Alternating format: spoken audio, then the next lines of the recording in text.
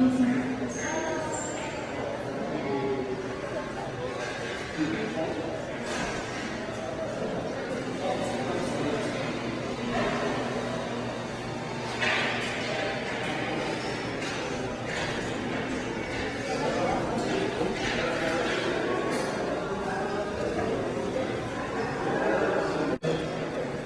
así con los que estamos por sexto año consecutivo, la Escuela Nacional de Antropología, la directora Alejandro Villalobos y la Facultad de Ciencias, el doctor Ramón Peralta, con el apoyo que se nos ha brindado, el Laboratorio de Paleomuseología, el coordinador Carlos Teutli, y el Laboratorio de Carlos Pérez, Carlos Juan Maligán, que también colabora con nosotros. Con la coordinación de actividades culturales, José Robles, Angélica Macías y Nancy Mejía, y con Marilena Brin, que siempre nos brinda un apoyo muy fuerte, con Angélica, Oscar y Rubén, pues conjuntamos otra vez y ahora nos están ayudando alumnos. Estoy viendo aquí alumnos del taller, que abrimos el taller de Relaciones de Pago, para realizar la sexta exposición sobre cuestiones etnológicas, y en este caso pues toca la cuestión etnozoológica, de uno de los animales más míticos, más conocidos y peligro de extinción, pero sigue teniendo presencia sobre todo en pueblos de México, que es el jaguar. El jaguar, ahorita todo esto lo que vamos a ver, nos vamos a explicar por qué le llamamos el señor de la noche. Pero bueno, lo que yo quisiera es pedirles, fue nada más una aclaración de todos los que trabajamos en la exposición. Quisiera pedir al doctor Ramón Peralta si me dice unas palabras y después al doctor Alejandro Villalobos. De forma breve, miren, gracias a todos los que colaboran porque esta exposición continúe. Organizar la primera cosa de casi lo que sea tiene sus bemoles, pero lo que es delicado es la segunda, la tercera, la sexta, porque eso quiere decir que hay el interés de que esto se propague en el tiempo y de que llegue a mucho más gente.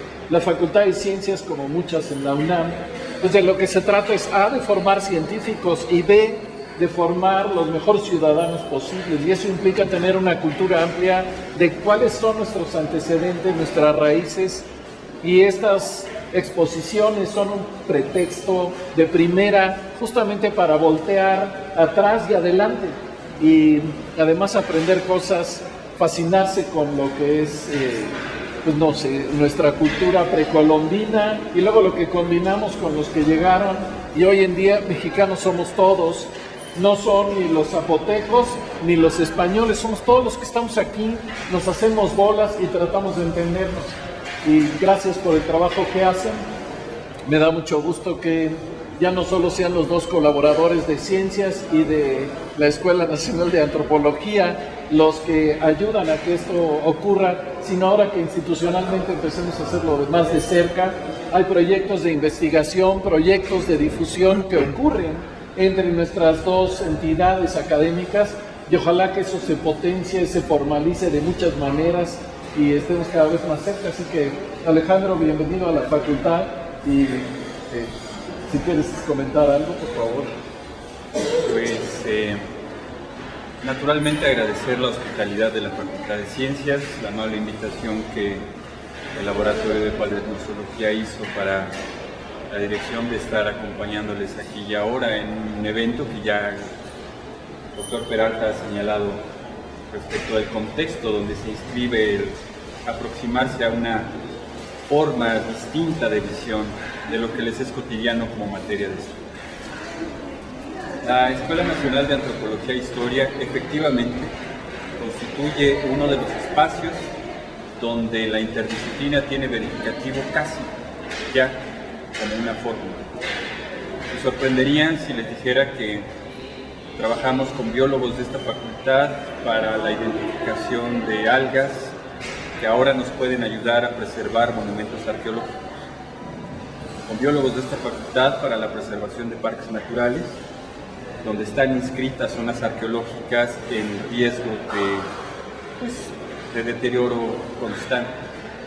Miembros de esta facultad trabajando con nosotros en lo que se refiere a la identificación de fuentes de lluvias ácidas para la salvaguarda de zonas arqueológicas y de faunas locales. El día de hoy tenemos la oportunidad de acercarnos al jaguar desde una óptica que no les es cotidiana, nos es cotidiana a los arqueólogos y a los antropólogos, y que a través de la exposición ya ustedes tendrán la posibilidad de acercarse, además de la mano de dos especialistas muy importantes. Estaremos en condiciones de entablar un diálogo entre la antropología, la arqueología, la biología, la zoología, la etnozoología, ahora como terreno común de nuestras disciplinas. Jaguar como señor del inframundo, como señor de la noche, como fauce umbral de una dimensión a otra, como el mítico Balam de los cuentos maya quichés y cachiquel, o el jaguar que encontramos enterrado en la segunda fase constructiva de la pirámide de la luna, donde reconocemos el valor que como ofrenda tiene el objeto, pero no podemos dejar de recurrir al biólogo para que nos dé toda aquella suerte de fuentes sobre taxonomía, anatomía, etcétera, etcétera. Estamos llegando a un momento en el que nuestras órbitas disciplinarias no solo se tocan, sino que se empalman para llegar a explicar lo que es materia de la arqueología, de la antropología, de la lingüística y la etnología, que son esas conductas extintas que hoy proveen elementos, como dijo el señor director, para la construcción de una identidad propia y de continuar dignamente nuestra trayectoria hacia el siglo XXI. Reconocer el pasado es reconocernos a nosotros mismos, asomarnos a través de la ventana de una exposición como esta nos permitirá apropiarnos de aquello que a veces maravilloso, por cotidiano, podemos cometer el error de pasarlo desapercibido. Muchísimas gracias, Carlos. Muchísimas gracias, señor director. Para nosotros es un beneplácito contar esta vez con la asistencia del doctor Fabi, el doctor Villalobos. El hecho de haber concurrido conjuntamente nos da una muestra de que podemos trabajar conjuntamente, y lo hemos hecho durante 6 años. Hoy, más que nunca, con el apoyo de difusión cultural de aquí de ciencias, que difícilmente podemos hacer un evento de esta magnitud y de mayor difusión, que esa es nuestra intención.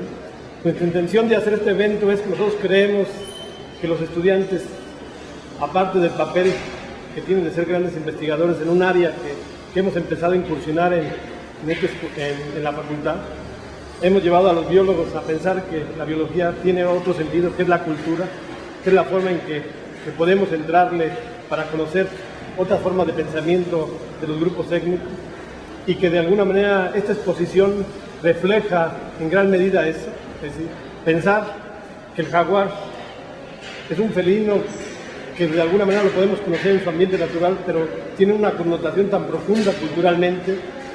Desde antes de la llegada del hombre a América ya estaba el felino, y la forma en que incursionó en las diversas culturas, la forma en que impregnó, es un emblema para las culturas mesoamericanas. Es decir, el jaguar representa una profundidad ideológica, religiosa, y en su forma de ver las cosas, que no acabamos de recabar todo lo que está en esta exposición, pero tratamos de alguna manera de impregnarlo. Tratamos de impactar a la comunidad de ciencias y a la universidad misma sobre una exposición. Esta exposición ya se presentó a nivel nacional en otras magnitudes, con otros materiales, pero nosotros creemos que con esta calidad, con esta forma de ver las cosas, creemos que podemos impactar al estudiantado de la universidad para que vean que el jaguar, y aún así como otros elementos de la fauna, pueden representar una cultura profunda que se ve reflejada en los grupos étnicos, que se ve reflejada en lo que nos dejaron del pasado, las culturas que estuvieron en el contacto. Creemos que podemos observar todo, desde la plástica, la pintura y de alguna manera las expresiones artísticas que se pueden ver entre los grupos indígenas actuales, que se ven todavía plasmadas en algunos hamaques, como lo podemos observar, pero también lo podemos ver expresado en sus danzas, que todavía están en la vida cotidiana. A pesar de que estamos en un mundo ya globalizado, los indígenas siguen vivos, siguen practicando su cultura y de alguna manera se va a ver reflejada en esto. Esto es lo que nuestra intención es llegarle a los alumnos, llegarle a la comunidad universitaria y vean que hay de alguna manera presencia cultural de algo tan simple como es un felino, que es el más grande, el señor de la noche para todas las culturas, ¿no? Entonces, Bueno, pues les voy a dar un símbolo, cada uno de los líderes de las escuelas. Gracias. Y unas tijeras. Me falta una mano para primero aplaudir las palabras que oímos.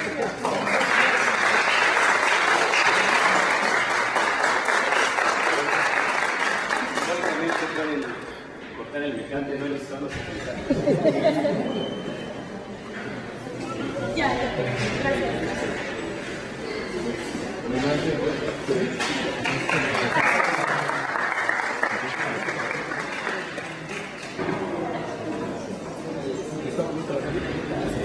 Pues adelante, por favor, pasen. Y vamos caminando. Pues sí, sería la primera parte que mostramos, pues es las cuestiones biológicas del animal, la descripción que se da del organismo ahorita en las fotos que tienen en los lugares donde se está conservando, en Querétaro, Sonora, Chiapas, Yucatán, etc. Toda la distribución que tiene actualmente el jaguar, y bueno, aquí presentamos una piel que nos sale de una colección biológica que se tiene del jaguar. La siguiente parte. Bueno, después de haber retomado la biología, las características biológicas y físicas del jaguar, los pueblos mesoamericanos fueron grandes observadores de estas características, por lo cual impregnó en su cultura todas las explicaciones, las connotaciones que tenía el jaguar. Entonces, el jaguar tiene más de 300 años en la cultura mesoamericana. Los mayas, los olmecas, los mexicas fueron ávidos por reinterpretar todas esas connotaciones que tenía el jaguar y las plasmaron en su vida cotidiana. Fue un hombre fue usado como toponimias, fue usado como un hombre para personas y como Dios.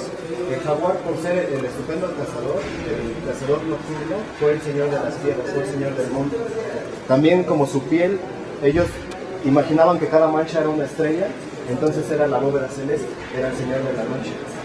Y todas esas características las fueron reinterpretando y podemos ver cómo en los códices, en la matrícula de los tributos, los mexicas pedían pieles de jaguar para denotar la importancia y la relevancia que él tenía dentro de estos grupos sociales, puesto que solo los grandes gobernantes o los grandes sacerdotes podían usar atuendos referenciando al jaguar, porque era el máximo predador de Mesoamérica. Entonces, como máximo predador, también ellos se reflejaban a sí mismos como los máximos gobernantes, los máximos dueños del poder. Entonces podemos ver las representaciones desde los códices, las estatuillas, había también las pieles que se usaban para los guerreros sacerdotes, que era una de las castas de guerreros más importantes que existían en Mesoamérica. Y toda esta importancia cultural, pues todos los pueblos quedan impregnados de esta importancia cultural hasta la actualidad. Entonces aquí podemos ver, por ejemplo, las representaciones en Chiapas, en Oaxaca, las representaciones también en Yucatán. Y bueno, también una importancia cultural que tiene el jaguar es que en diversos lugares va adquiriendo diversos nombres. Eso también nos da cuenta de la relevancia cultural que va teniendo. Puesto que si reconoce más pueblos y más gente que conoce, que van a dar los respectivos nombres.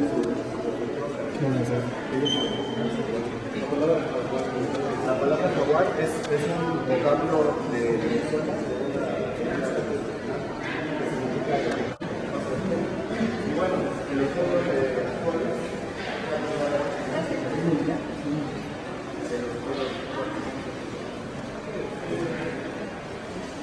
lo que puede recordar entonces de alguna manera empezaron a desecharlo.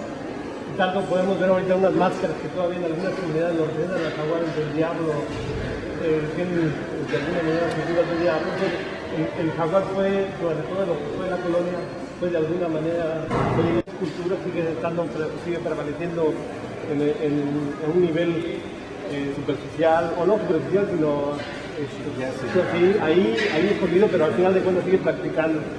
Y lo vamos a ver reflejado en lo que todas son las prácticas de lo que es la petición de lluvia.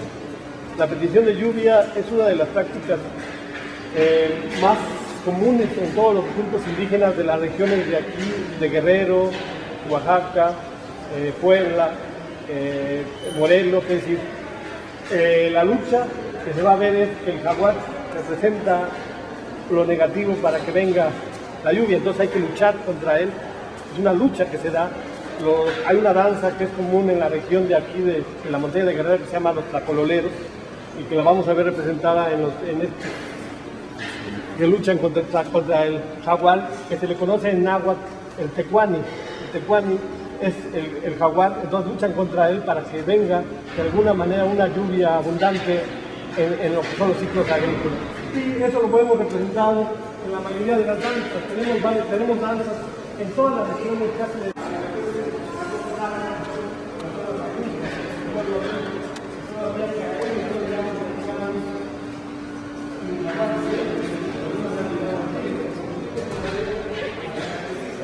entre las comunidades, de alguna manera de ahí que todavía se siga prevaleciendo entre las comunidades. En este caso tenemos la danza del tigre, que es una danza entre el grupo étnico los amurrios. Si ustedes observan lo que pesa esta máscara y cómo la traen, no se pueden imaginar lo que pesa y cómo se da, cómo monta, cómo todo, y la traen durante todo el día la danza, luchando contra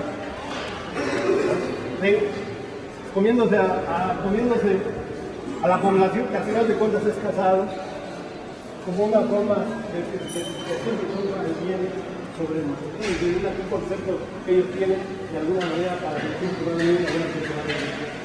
Y de alguna manera también hemos representado en los náhuatl de balsas lo que son los amates. El amate es una danza que se da en toda esta región, y que también trae una finalidad que se da en una región como el 3 de mayo, cuando viene la petición de lluvia, cuando empiezan los ciclos agrícolas en otras comunidades. Y no podíamos dejar a un lado nosotros lo que es el trabajo artesanal de la elaboración de máscaras. Si alguien conoce el estado de Guerrero, ahora la máscara no es una forma de especialista, pero al final de cuentas las máscaras eran la representación de los que existía llevar a cabo las danzas. Y hay un trabajo que de alguna manera fino, que si ya no se puede llamar artesanal, es una sola artista trabajando la escultura en madera, y que nos vemos los diferentes procesos que trabajan en una población que se llama San Francisco Somatlán, y que es una comunidad